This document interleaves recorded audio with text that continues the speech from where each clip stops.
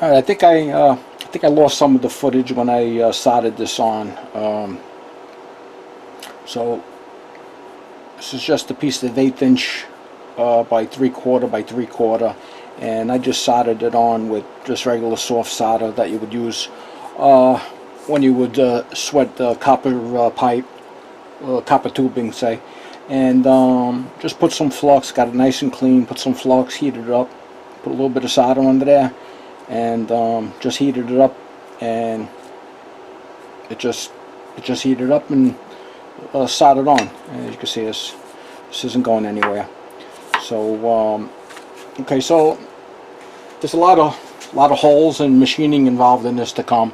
So I'm going to go ahead and put some Dicom on here and go over to the surface plate and the height gauge, and I'll get a bunch of marks scribed on here, and we'll start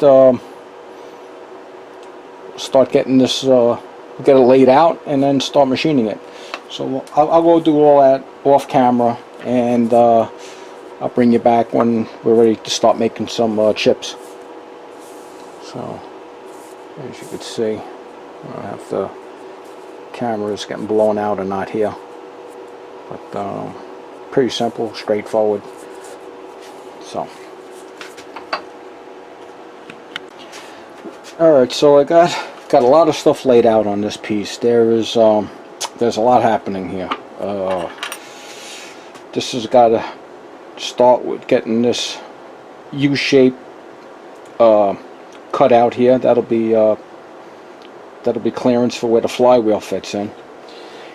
Then after that, we have to check, make sure this remains at a square, at a right angle, because there could be some tension in here. Once you start cutting this out, this could either pinch in or spread out a bit, so we may have to tweak that. And then we got some number of holes I gotta get drilled and tapped here. Got a couple of holes.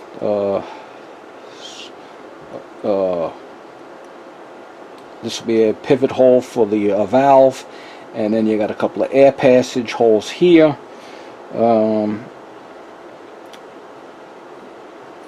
A hole goes through this part and the other part of that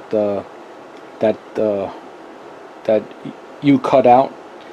That'll be for the shaft, and you got some holes drilled here. There's a bunch of stuff happening, so we'll just take one thing at a time. We'll start by getting this cut out, and alright, so a little change of plans. I decided before I cut that notch out, for lack of a better term, I set it up in the mill, and I used the edge finder, located the center, you know, all that stuff that I've done so many times in the past. And I'm gonna drill down into where the notch will be, but not all the way through, just in case it does move a little bit.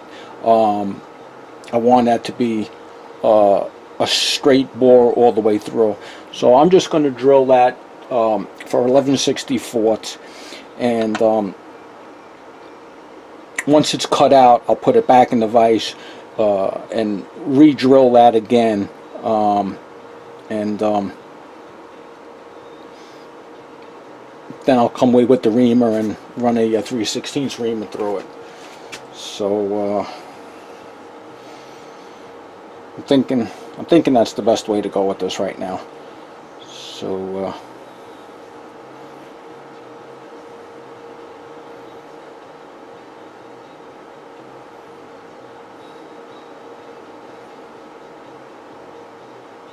okay.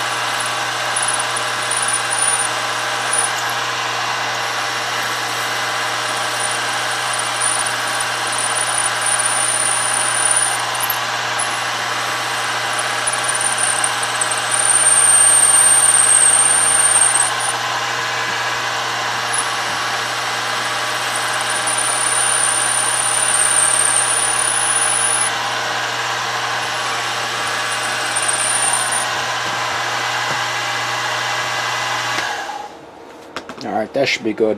And I'm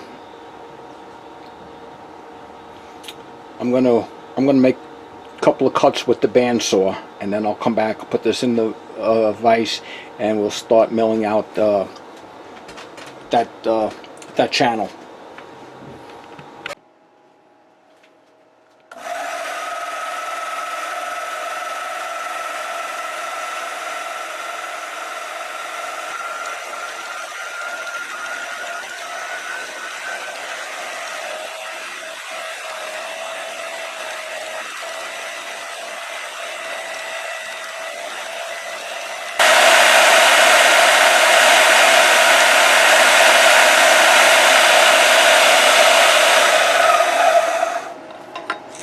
Alright, so as you can see,